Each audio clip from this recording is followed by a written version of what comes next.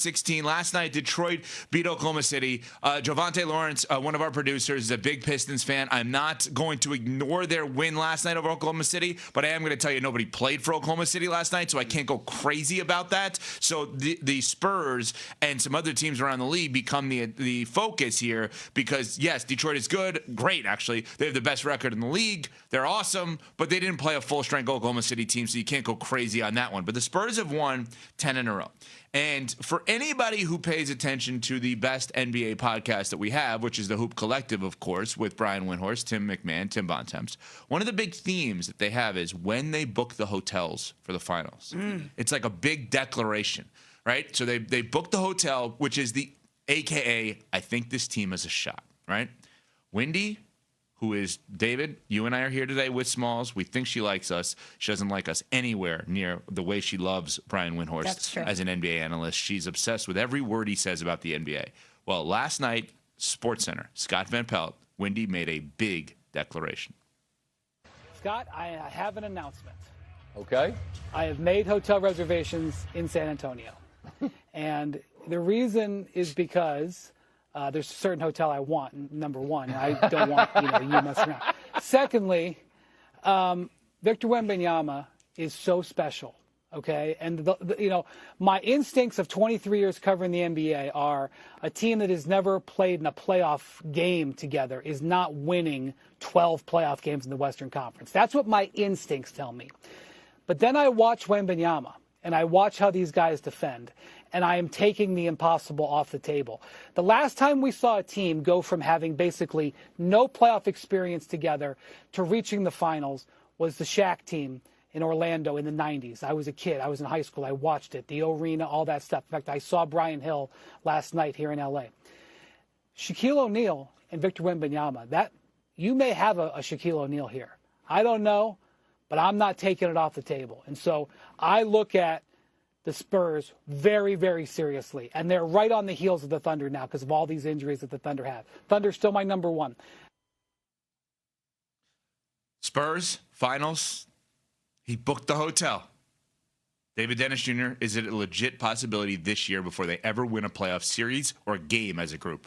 Absolutely. And from the beginning of the season, I was making the comp between Wemby and 07 LeBron and that Cavs team where – they went against the Pistons. LeBron has that 25 points in a row. They're in the finals, and it's like, whoa, you're way ahead of schedule right now. Like, you shouldn't be doing this right now. Wemby has that level of talent, but he also has a better team around him than LeBron did back then, for sure. With the guys they have a better, they have a defense that is just clicking on all cylinders, and they have like a poised level of winning right now. Like they're playing like a veteran team. Last night against Toronto, they were down most of that first half. They looked like they were kind of mailing it in, and then they pulled it together and really choked out that Toronto team to get that win. They're playing like a veteran squad right now, and I know there's the experience factor that everybody's talking about, but I think that this is the year. If there is going to be a year, this is going to be a year where experience is not as important as it was in previous years.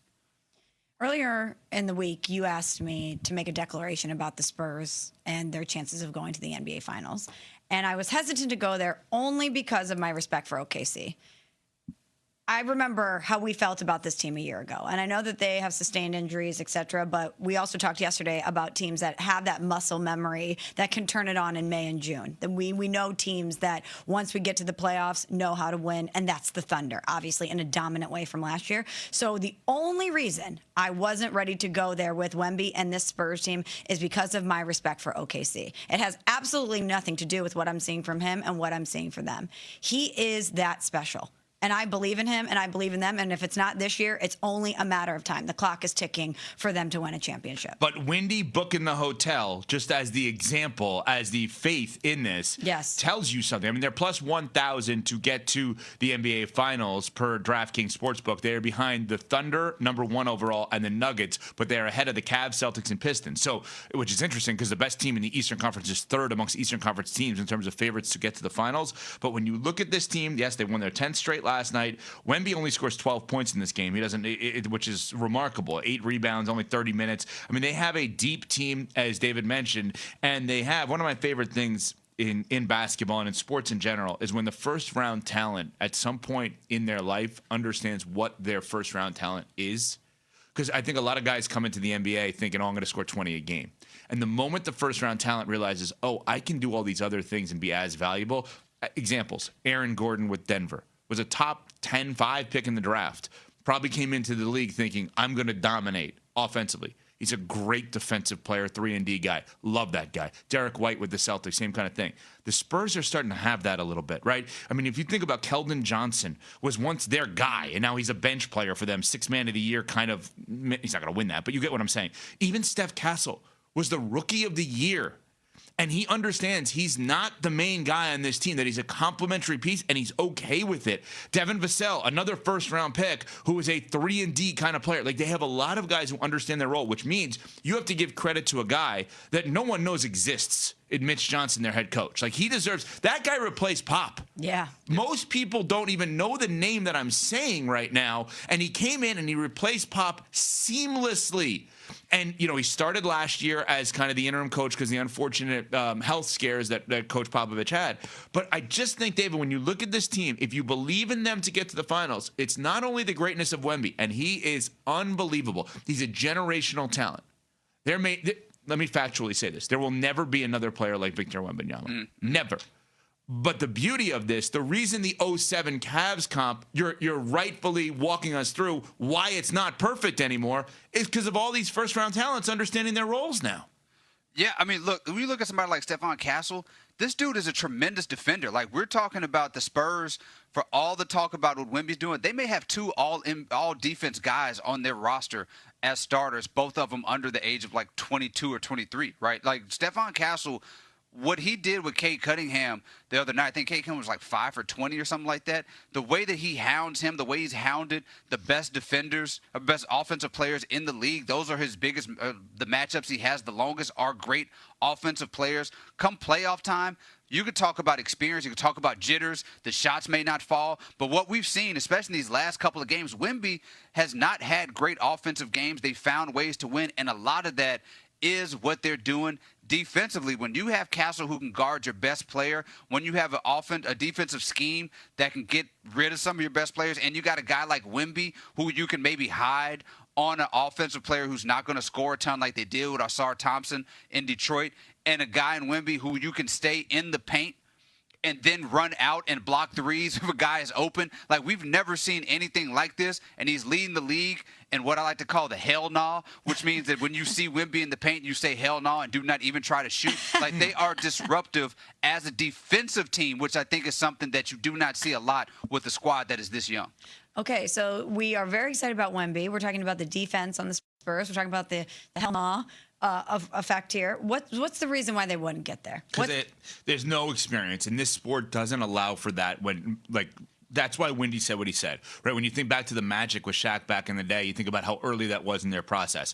And the reason that they wouldn't get there would be Oklahoma City's a defending champ, and they've been there and done that, and that Denver is not that far removed from a championship, and they are a very good team, and Minnesota's been in the Western Conference Finals the last 2 years. And if you believe in Houston, which is tricky because Houston should be really good in terms of a playoff performing team, but without Fred VanVleet, their point guard all year, I don't know about them. And I'll make another statement.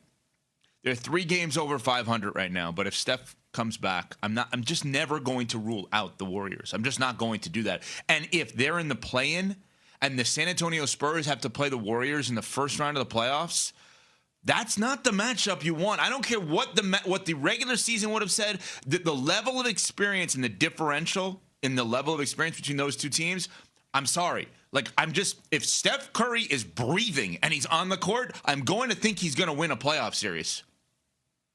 Yeah, I mean, the Steph's averaging, 45 points against this Spurs team. Is that good?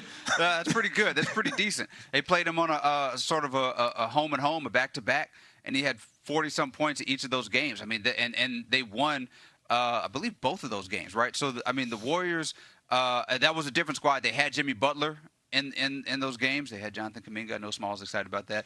But, that was sort of a different Warriors team. We don't even know what they look like with Porzingis right now. But I just think that this Spurs team, we're talking experience, this Spurs team Wemby played maybe the most important game in basketball history in the last 20 years, which is the gold medal game. Like, and that Spurs team, what we saw with them in the Emirates Cup, that was a team that knows how to elevate for a playoff series. That game against the Thunder was an elevation come playoff time. Now, I know it's not a big sample size, but we've seen that this squad can play playoff-level basketball.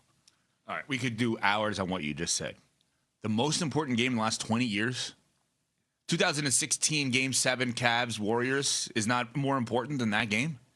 We don't have time for that now, but you and I should fight about that at some point on the air. I'm just saying. That was one of yes, that was probably in NBA in basketball history, it's the most important game in 21st century. But we're talking Olympics gold medal. That may be right there with it.